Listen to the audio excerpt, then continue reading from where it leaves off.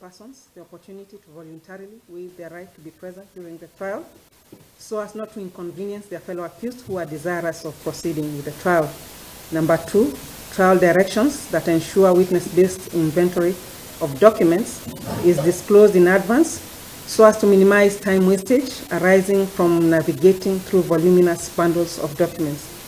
Number 3, accused persons have been allowed to participate in court proceedings virtually where they are unable to attend court. And number 4, fixing of hearing dates several months in advance so as to allow parties sufficient time to plan for the trial.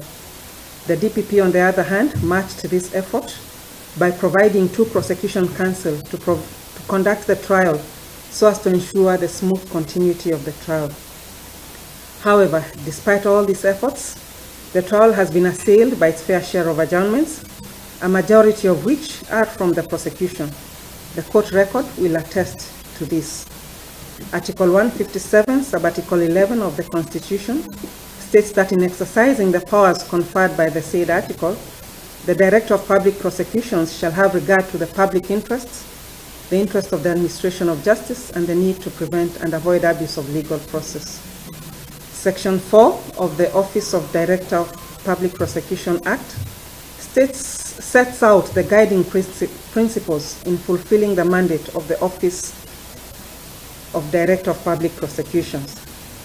The office is to be guided by the Constitution and the following fundamental principles.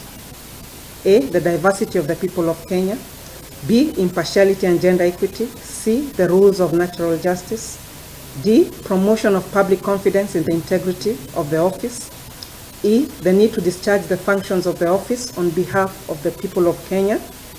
F, the need to serve the cause of justice, prevent abuse of the legal process and public interest. G, protection of the sovereignty of the people.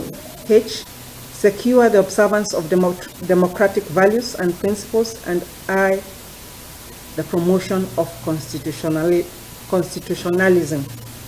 It is therefore tragic that a prosecution counsel would lose sight of these paramount principles and subvert the cause of justice out of sheer recklessness. In conclusion, I find that the prosecution has failed to establish a prima facie case against all the accused persons on all the charges, and I hereby acquit them pursuant to Section 210 of the Criminal Procedure Code.